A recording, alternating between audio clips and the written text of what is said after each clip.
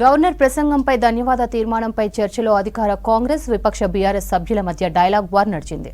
RTC బస్సుల్లో మహిళలకు free journey, auto డ్రైవర్ల ఇష్యూను లేవనెత్తారు బీఆర్ఎస్ ఎమ్మెల్యే పల్లా రాజేశ్వర్ రెడ్డి.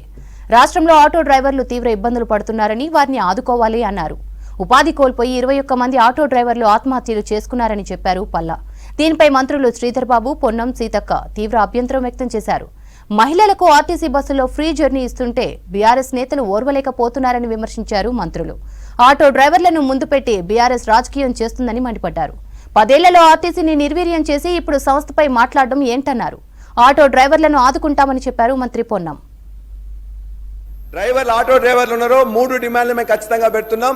చనిపోయిన 21 మంది ఆటో డ్రైవర్లకు తక్షణమే వారి కుటుంబానికి 20 లక్షల రూపాయల ఎక్స్గ్రేషియా ప్రకటించాలి.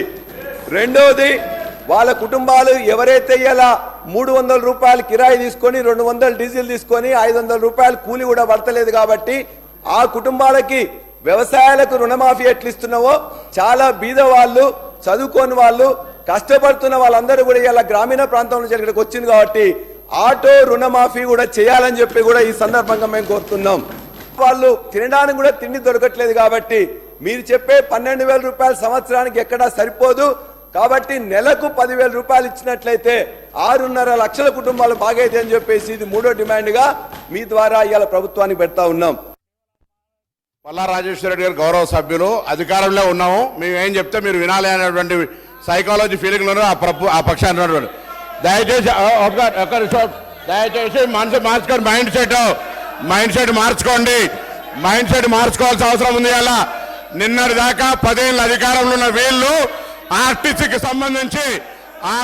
సంబంధించి తెలంగాణ ఉద్యమం కోసం నైచలేగా బస్ కప్పయ్యా నైచలేగా అని ఉద్యమం చేసిన వాళ్ళ గురించి పట్టించుకోని వీళ్ళు, 60 రోజులు సమ్మె చేస్తే ఆత్మహత్యలు చేసుకుంటే పట్టించుకోని వీళ్ళు ఇలా ఆర్టీసీ గురించి మాట్లాడుతున్నారు. అధ్యక్ష, ఇలా తెలంగాణ ప్రభుత్వం అధికారంలో కాంగ్రెస్ పార్టీ వచ్చిన తర్వాత ఇప్పటి వరకు 15 కోట్ల మంది పైగా మహిళా అక్క చెల్లెళ్లకు ఉచితంగా బస్ సౌకర్యం ఇచ్చినామని మనం చేస్తున్నాం.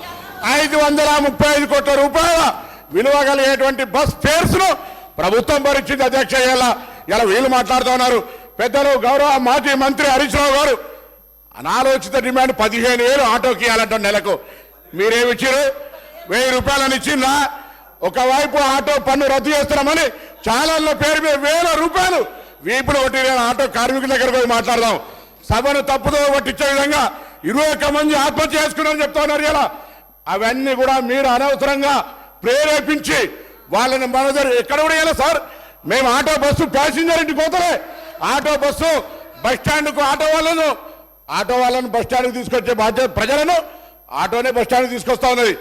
బస్సు ప్యాసింజర్ ఇంటికి పోతలేదు.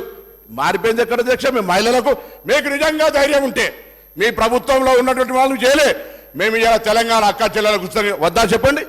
మీరు వ్యతిరేకిస్తున్నారో చెప్పండి.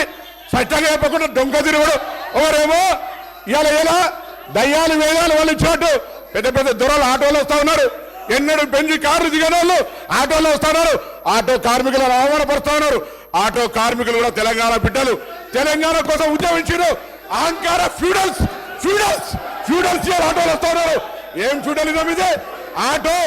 ఆటో జీవనోపాధిగా నడుపుకుంటే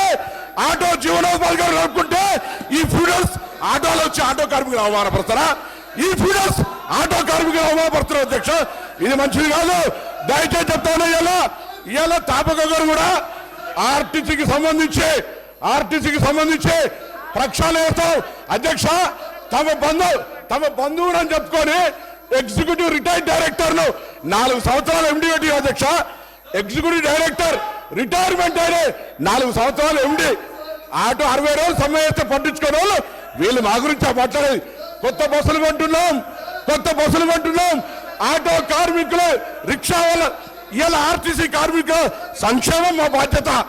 ఆర్టీసీ కార్మికులకు 2013లో ఉన్న బాండ్స్ ఇలా మా ప్రభుత్వం ఆలోచన చేస్తుంది. అధ్యక్ష, అందుకే దయచేసి సభను తప్పుదో పట్టించే విధంగా, ఆటో కార్మికులు రెచ్చగొట్టే విధంగా మాట్లాడే మాటలు ఆలోచన చేయదని గౌరవ సభ దృష్టి కోరుతా ఉన్నాను.